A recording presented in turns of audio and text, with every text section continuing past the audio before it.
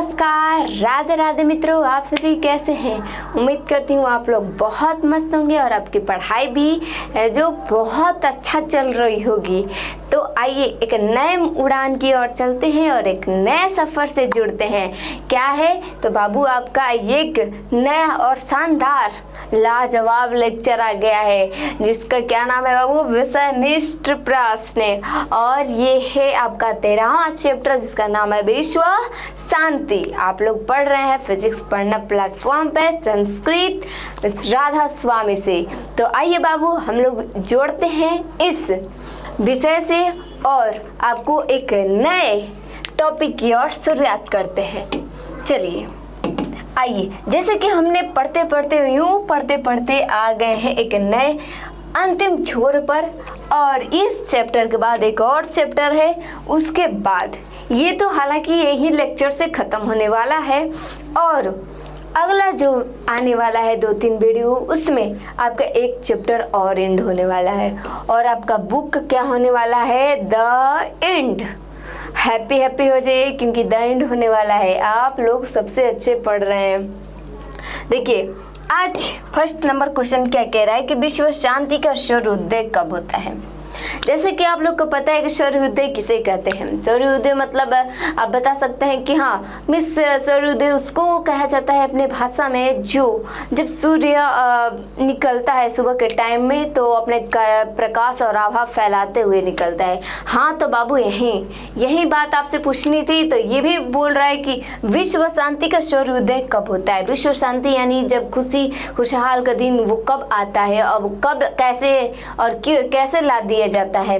तो कैसे उत्तर रहेगा कि जब विभिन्न यानी अलग अलग देश में संकट की घड़ी में एक दूसरे की मदद करते हैं।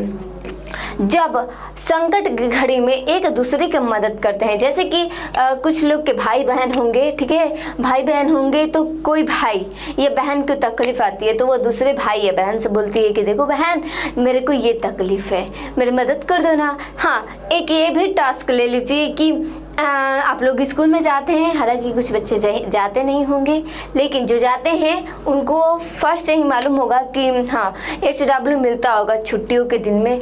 तो वो अपने बड़े या बहन या भाई को या छोटे बहन भाई को बोलते हैं कि जरा मेरी हेल्प करो ना इससे होमवर्क बनाने में, ठीक है। तो एक तरह से वह सहायता करते हैं। तो एक देश दूसरे देश को सहायता करता है, उसकी मदद करता है। कब बाबू, जब आपदा आती है यानी कोई दुर्घटना हो जाती है या फिर मौसम दुर्घटना इस तरह का होता है। आपदा के समय सहायता की राशि और सामग्री प्रदान करते हैं। जब दुर्घटना यानी कोई आपदा आ जाती है, अनहोनी हो जाती है तो देश में होती है तो एक देश दूसरे देश की सहायता करता है। क्या करता है तो एक देश दूसरे देश को धन राशि देता है, सामग्री देता है, खाने पीने का सामान भेजता है और जो क्षति हुई है उसकी पूर्ति करता है ताकि आने वाले भविष्य में हमारे देश में भी ऐसा हो।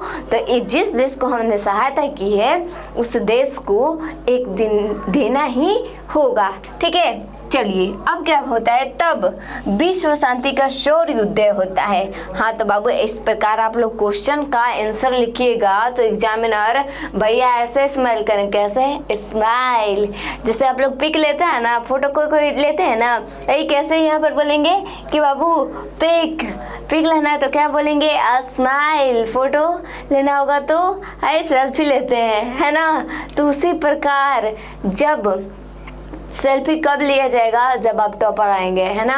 तो टॉपर लेने के लिए और बनने के लिए पढ़िए। ऐसे तो सारे लोग पढ़ते हैं ना बाबू, सारे लोग जी रहे हैं। ऐसा जिए कि सबसे नाम हो यहाँ पर।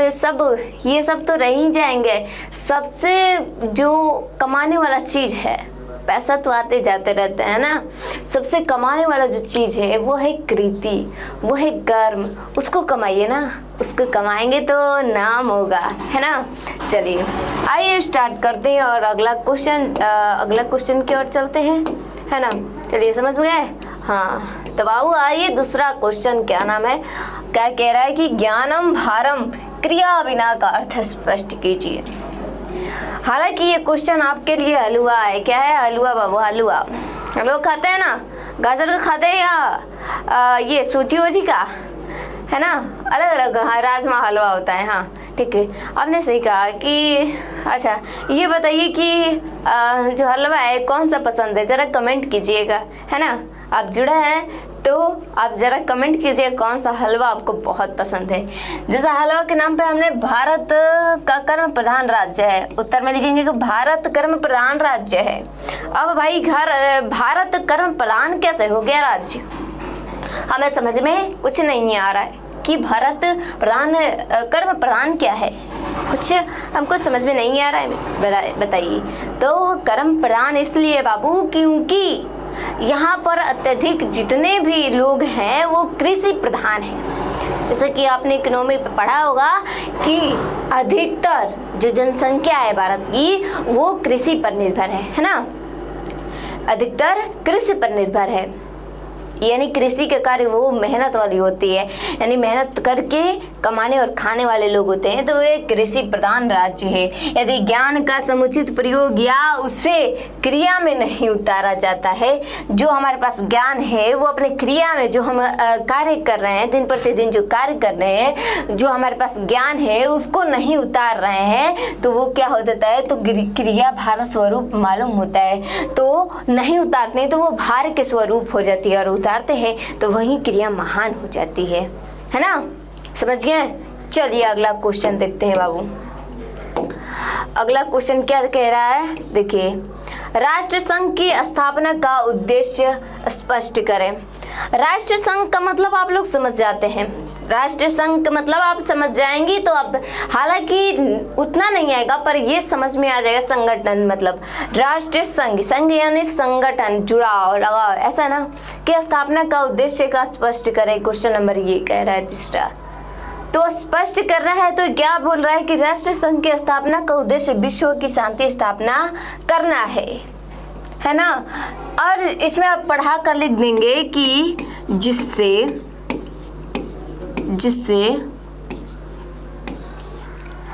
एक देश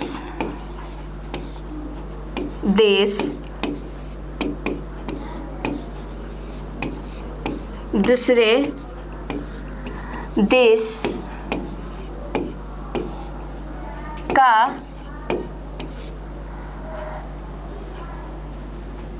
एक देश दूसरे देश का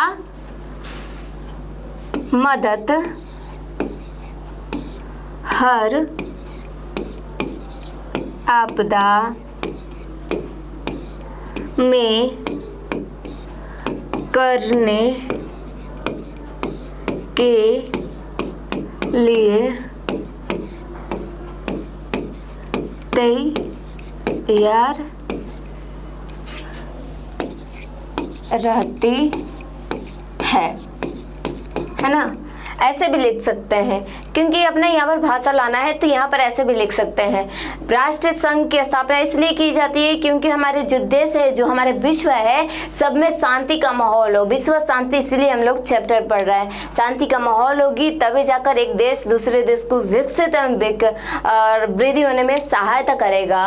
और ऐसे भी लिख सकते हैं कि राष्ट्र संघ इसलिए भी होता है क्योंकि कौन सा आपदा में कौन काम आ जाए ये कोई नहीं जानता, इसलिए राष्ट्र संघ की स्थापना होती है। सारे राष्ट्र की एक बार अवश्य क्या होती है, राष्ट्र की संगठन होती है ना। समझ में आएगा क्वेश्चन का आंसर। चलिए अगला क्वेश्चन चलते हैं। अगला क्वेश्चन है, आज कौन कौन से आविष्कार विध्वंसक है। विध्वंसक मतलब खराब है, यानी आमतौर पे कि मतलब हमारे लिए हानिकारक कौन से जो विध्वंसक रूप में है, ठीक है।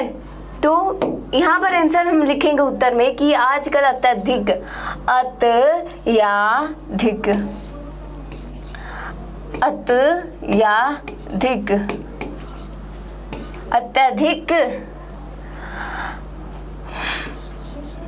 आविष्कार अत्यधिक के समय में अस्त्र आजकल अत्यधिक रूप से इस समय में अस्त्र शस्त्र, आणविक अस्त्र, जैविक शस्त्र आदि अनेकों आविष्कार विध्वंसक है। आप लोग जान सकते हैं केमिस्ट्री और फिजिक्स इस प्रकार के साइंस पढ़ रहे होंगे, समझ में आ रहा होगा कि कितने परमाणु बम, कितने एटम बम ऐसे बनाए जा रहे हैं, और जब एक देश दूसरे देश को क्षति पहुंचाता है तो इस अस्त्र और शस्त्र का ज़्यादातर प्रयोग हो रहा है। हालांकि पहले की हिस्ट्री में देखा जाए तो ज़्यादातर राजा महाराजाओं तलवार भाला ये सब की प्रयोग करते थे, तो उससे ज़्यादा क्षति नहीं होती थी। इससे क्षति ये होती थी कि हाँ, जिस देश से हो रहा है या जिस राजा की तरफ से हो रहा है उनका ही क्षति होती है। परंतु ये जब आणविक बम एक देश दूसरे देश पर गिराता है तो उसके पूरे देश को क्षति होती है। और उसके साथ साथ जैसे कि कोरोना वायरस से होती है, अचानक में ऐसी कहानियाँ अलग अलग आ जाती है। परंतु ये और यूक्रेन में भी जो युद्ध हो रहा था उसमें भी काफ़ी ये सब का प्रयोग हो रहा था। तो इस समय आधुनिक समय में विश्व के अत्यधिक आणविक जितने भी परमाणविक बन रहे हैं बम, आइटम बम, सारे के सारे विध्वंसक हैं। ठीक है, समझ में आया गया। अब अगला क्वेश्चन चलते हैं। अगला क्वेश्चन है महात्मा बुद्ध के द्वारा वैर की शांति कैसे संभव है? वैर से शांति कैसे हम लोग संभव कर देंगे? इस प्रकार मान लीजिए कि आप किसी के दुश्मन बन गए हैं किसी ना किसी तरह से, तो उसको कैसे मिटाएंगे, है ना? प्यार करेंगे, दुलार करेंगे, उससे करुणा से बात करेंगे, उससे प्रेम से बात करेंगे। वो कितने भी झगड़ ले मुझसे फिर भी उससे हम करुणा से बात करेंगे, ऐसा ही ना करेंगे? तो हाँ, उत्तर में भी ऐसा ही लिखेंगे कि महात्मा बुद्ध के अनुसार वैर की शांति निवेद, यानी आप बैर नहीं करेंगे उससे, करुणा यानी प्रेम करेंगे, वो मैत्रीय भाव से ही संभव हो सकता है। आप उससे प्रेम करेंगे, करुणा करेंगे और उसको समझेंगे, तभी जाकर ये इसको मिटाया जा सकता है। क्लियर? चलिए अगला नंबर क्वेश्चन कह रहा है कि असहिष्णुता का कारण निवारण बताइए। असहिष्णुता क्या है, इसका कारण बताइए भाई, और इसका निवारण भी बताइए कि इसको निवारित यानी इसको कैसे निवारण किया जाए। तो परस्पर असहिष्णुता द्वेष की भावना का जन्म देती है। जो असहिष्णुता है वो द्वेष यानी बैर दुश्मनी को जन्म देती है ना, देती है। इससे आपसी वैर को बढ़ाता है, यानी एक से दूसरे देश को वैर को बढ़ाता है, और असहिष्णुता का विकराल रूप प्रकट होता है। एक देश दूसरे देश से यदि लड़ेगा, एक भाई दूसरे भाई से लड़ता है तो और विकराल रूप ले लेता है, क्योंकि भाई जो माता पिता छुड़ाने वाले होंगे तो वो कंफ्यूज होंगे कि दोनों तो मेरे ही संतान है, तो हम किसको भलाई सोचे किसको नहीं, तो और भी वहाँ पर विकट स्थिति आ जाती है। वैसा ही देश में और विकराल रूप ले लेता है। इसके निवारण का मात्र एक उपाय है स्वार्थ का त्याग तथा परोपकार की भावना का विकास करना है। स्वार्थ की नहीं, ये मेरा है। कहीं पर आप देखे होंगे कि ये आपकी घटना जरूर आती होगी कि ये स्वार्थ का त्याग, ये जो शब्द है क्या है, ये जो शब्द है ये आपके परिवार में भी सूट करता है। क्योंकि जब दो भाई आपस में, ये घर की बातें हैं कि जब दो भाई जमीन के लिए लड़ते हैं या फिर प्रॉपर्टी के लिए लड़ते हैं तो वहाँ पर स्वार्थ की भावना हो जाती है। बड़ा भाई या छोटा भाई कोई ना कोई एक दूसरे को क्या करता है भाई, टॉर्चर करने लगता है। और क्या कि हम ज़्यादा लेंगे, तो वो बोलते हैं नहीं हम ज़्यादा लेंगे, है ना, ऐसा कुछ हो जाता है। या फिर कुछ धोखेधड़ी से अपने माँ बाप से साइन करवा लेता है, जिससे ये शब्द बहुत मायने रखती है वहाँ पर, है ना, ये शब्द वहाँ पर मायने रखती है कि यहाँ पर क्या देना चाहिए और क्या। वहीं एक स्वार्थ छोड़कर यदि हाँ बड़ा भाई मान जाता है भाई छोटा भाई तू ही ले ले, या फिर छोटा भाई मान जाता है कि बड़ा भाई तू ही ले ले, तो वहाँ पर समझदारी और स्वार्थ छोड़ेंगे, तब जाकर वहाँ पर एक सहिष्णुता को निवारण किया जा सकता है। अगला क्वेश्चन बोल रहा है कि वसुधैव कुटुंबकम की अवधारणा क्यों आवश्यक है। जो वसुधैव कुटुंबकम है वो अवधारणा क्यों आवश्यक है, तो इसका राइट सही उत्तर में क्या लिखेंगे कि वर्तमान समय अशांति का वातावरण है। हम जानते हैं कि वर्तमान समय में अशांति का वातावरण है, जो यह दुख का कारण है। क्या है भाई? दुख का कारण है, यानी रोने का कारण है। इसका निवारण का उपाय यह है कि परोपकार का भावना, करुणा एवं अच्छे स्वभाव से संभव है। करुणा करिएगा, अच्छे स्वभाव रहिएगा, है ना। यह भी संभव है कि जब वसुधैव कुटुंबकम का परिवार समझा जाए। यहाँ पर ये बात सबसे सौर मायने है कि आप लोग जितने भी हैं, सारे लोग ये समझिए कि जितने भी हमारे वर्ल्ड में, जितने भी हमारे आसपास, जितने भी हमारे संसार में जो प्राणी हैं, वो सारे लोग हमारे भाई बहन हैं, हमारे परिवार हैं, हमारे रिश्तेदार हैं। ऐसे समझने पर वहाँ पर क्या होता है, वसुधैव कुटुंबकम की स्थिति पैदा होती है, तब जाकर सारे परिवार एक जैसे होते हैं। आइए बाबू अगला क्वेश्चन क्या कह रहा है। इसके बाद एक और क्वेश्चन है और इसके बाद आपका एंड होने वाला है चैप्टर। देखिए, विश्व अशांति का क्या कारण है। आप लोग भी जानते हैं कि विश्व अशांति का कितने कारण है ना, क्या कारण है। तो वास्तव में अशांति का मूल्य 2 कारण है ना। एक द्वेष से, यानी लड़ाई झगड़ा मारपीट ये सब है, और असहिष्णुता पैदा करता है। ये दोनों दोष अशांति का मूल कारण है ना। समझ में आ रहा है ना। इसका प्रॉपर नोट्स बनाते चलिए, ठीक है। चलिए अब देखिए अगला क्वेश्चन, ये आपका लास्ट क्वेश्चन है। इसके बाद अगला चैप्टर आपका स्टार्ट होने वाला है। अगला क्वेश्चन क्या कह रहा है कि विश्व शांति पाठ के आधार पर उदार हृदय पुरुष का लक्षण बताए। भाई कौन सा उदार पुरुष है कि जो अच्छा है, अच्छा कर्म है और अच्छा उसका नाम चलता है। क्या कौन है बाबू? तो विश्व शांति पाठ के आधार पर उदार हृदय वाला पुरुष का लक्षण यह है, क्या है कि वह किसी को पराया नहीं समझता। ये तो बात मेन है बाबू, ये लिख दीजिएगा तो 100% आपका 1 नंबर मिलेगा। और क्या कह रहा है कि समक्षता, बल्कि उसके लिए पूरा पृथ्वी अपनी है या अपनी परिवार के समान दिखती है। तो बाबू ऐसे क्वेश्चन का आंसर दीजिएगा तो आपका 2 में 2 अवश्य नंबर मिलेगा। ठीक है बाबू, आज का लेक्चर इतना ही रहेगा। मन लगाकर पढ़ते रहिए और जबरदस्त तैयारी कीजिए टॉपर के लिस्ट आने के लिए। तब तक के लिए आपको best of luck. Radhe Radhe.